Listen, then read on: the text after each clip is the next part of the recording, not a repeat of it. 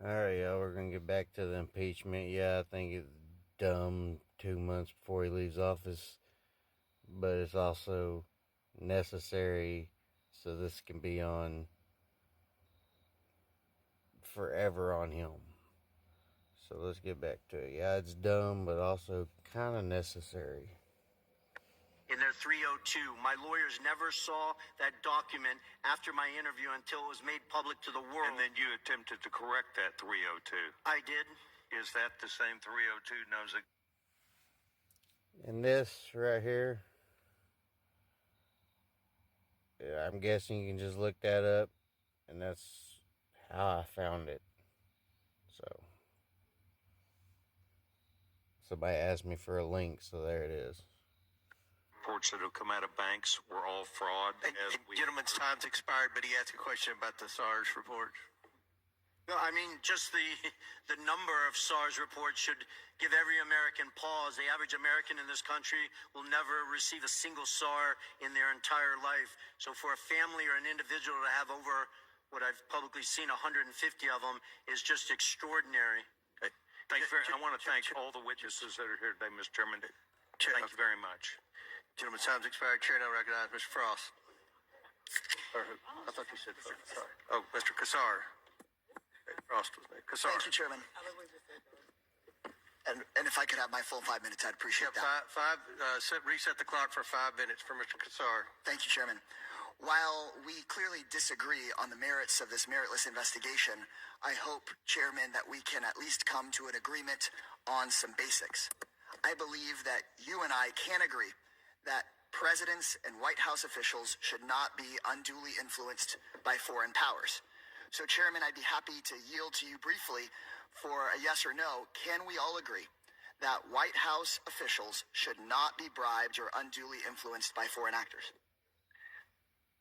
It's your time. You can ask. We have witnesses I here. would assume that you would agree. We have witnesses. If you want to ask the witnesses question, or you want to waste time with me, I'm not wasting time with you. I think that we've been disagreeing all day. I hope we can come to an agreement that White House officials should not be bribed or unduly influenced by foreign powers. I think you and I agree on this point. I see you nodding your head. I assume that is a yes.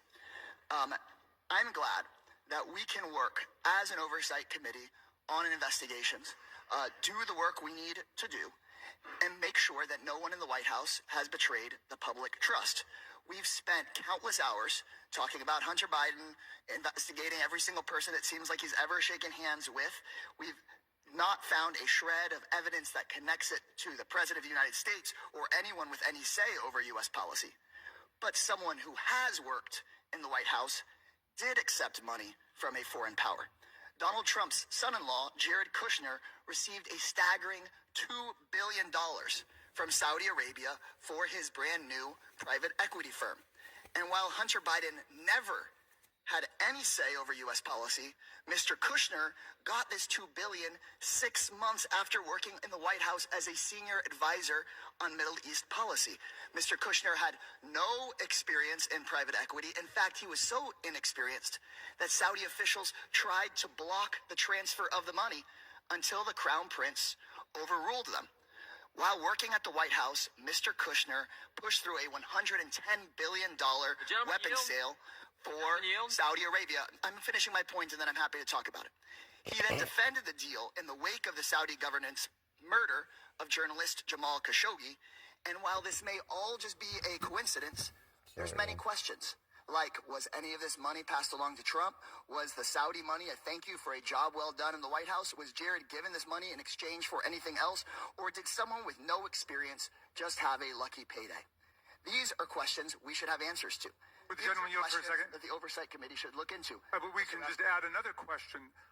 What was the role that Jared Kushner played in covering up the assassination and dismemberment of Jamal Khashoggi, ordered by the Royal Conference? Ranking member. And so I want to know, if Hunter Biden had accepted $2 billion from the Saudi government, I'm sure we'd be looking into that today.